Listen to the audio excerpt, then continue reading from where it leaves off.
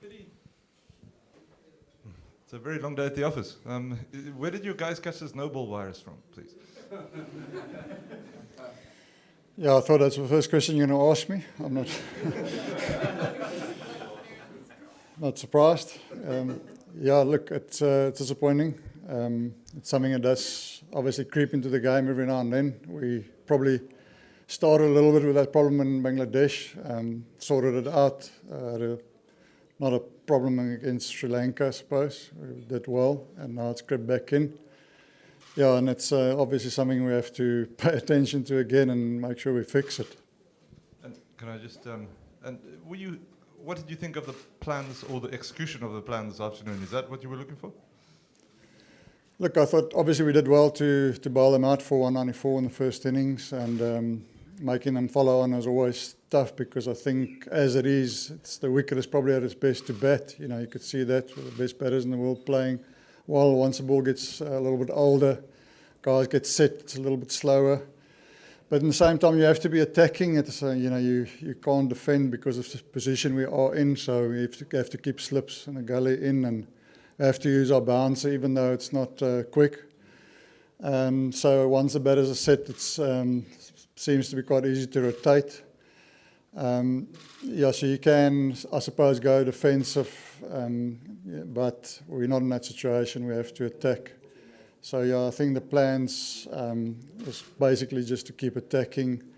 With that, you have to bowl well, obviously, in your good areas. So we bowled a few both sides of the wicket.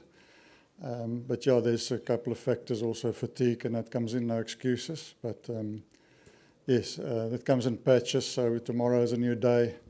That first session is going to be also vital for us with a new batter in as well, and the captain needing to start again. But just back to the no balls, those same bowlers don't bowl no balls in one-day cricket. What is the difference between, and obviously there's a free hit involved in one-day cricket, but what's the difference between overstepping in white ball cricket and in red ball cricket that it becomes so often? It's just a general discipline, you know. It's obviously something you pay attention to when you practice. Sometimes you get your intensity sessions where you work at it, and other times it's not so intense, and you bowl off a run up, and batters want the ball to come at them, and guys do step over. So it's we actually do pay attention to it. But to answer your question, it's not like it's just no balls in white ball cricket. But it's part of the game, and I suppose it depends from player to player. You know, someone like Vian, what we're really trying to do is to get him to run in a little bit harder, because he wants to be a bowler that, as a fourth seamer, attack, be a little bit quicker. So one of the aspects we worked on is for him to run in a little bit harder, and that brought its own issues. So with him, we had to address a couple of new ways to sort of say, listen, how do we fix the no balls? We worked on it this morning a bit, seemed to work for a while. Yes, and then for others, it's maybe different on different days. Sometimes it's ground, sometimes it's wind, sometimes it's fatigue, sometimes it's slope. Not to make excuses, but it's not, this is the way you fix it. It's sometimes different for different people. How do you fix it? But yes, it's also a concentration thing. Once you bowl it, you have to adjust. And it just seemed like in this game we struggled to adjust. You have to, because it's part of a discipline. Like you say in one-day cricket, it's discipline. So you've got to pay attention and focus on your discipline. So if you can do that, then you've got to do the same. Yeah, you've got to, be disciplined. Thanks. Can you speak a little bit about Quena? It was obviously just a big day for him. We saw a little bit of him yesterday, but just if you could talk us through what the mindset was like for him this morning, the messaging to him this morning, how you thought he went on the day. If you could just sum all of that up for us, please. Yeah, look, obviously it's a massive opportunity for him, big day for him, big match. Obviously a bit of nerves, although he handles it quite nicely. But he's a quick bowler, so generally our message is, to him is to make sure you bowl quick, because that's why he's selected, because you can bowl in the 140s. That's in our DNA as a South African attack, to bowl quick.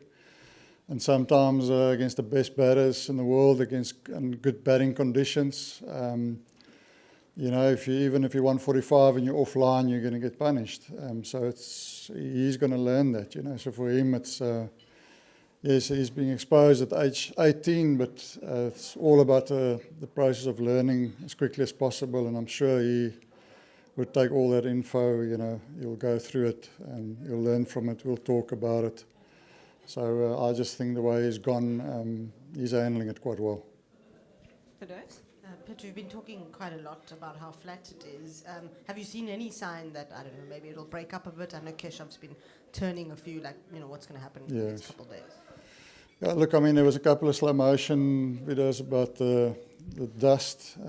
It's also it's not a lot of grass, so it looks like, and obviously you expect day 4, day 5 to be where the spinner comes into play. So already the couple's turned and, you know, also bounced. The signs are there that coming after lunch tomorrow, going to maybe day 5, that yes, Kesh will come more and more into the game. And hopefully if it does happen, then Aiden will also play a role in that, you know. So, you know, that's how we have won test matches, you know. It's did well in the first innings to bat deep, and did very well to bowl them out. I might follow on and, you know, still the game's going to go deep, and that's Test cricket, you know. We double 100 century there, or partnership there. That happens all the time in Test cricket, you know. So it was our turn to face that, and we just have to be good tomorrow. Cool. We're going to look to wrap and take the last couple of questions. So I think it's just Kaniso and Keenan. Pete, good evening. Good evening. Proteas aren't accustomed to days like these where on one hand they'll bowl a team at 495, then have to try find a way through a partnership.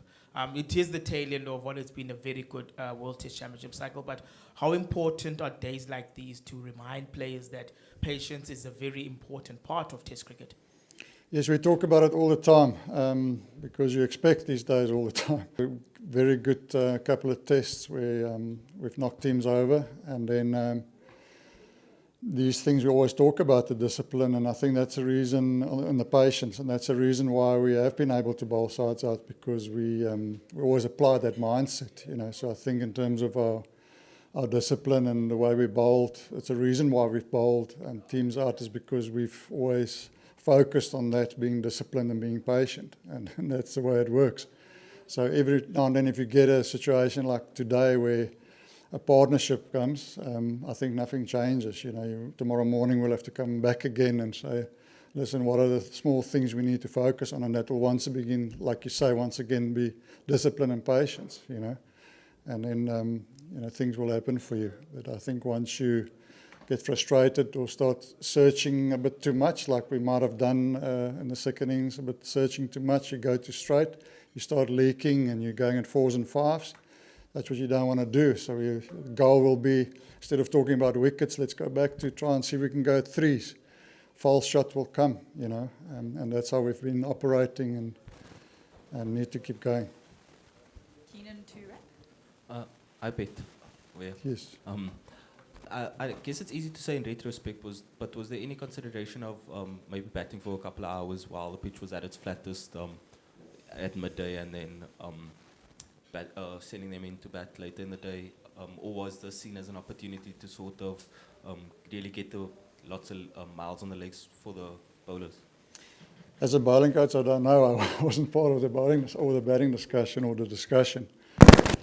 But yes, obviously, when it comes to still in day 3, good batting conditions, you know, that's also, then you ask the question, how deep do you go, you know? But I just thought we're 420 behind, you know, we had to make the decision, you know, to bowl again. And I'm sure if we have a good session tomorrow morning, that will justify it. Great. Thank you very much, everyone. Thank you, Pete.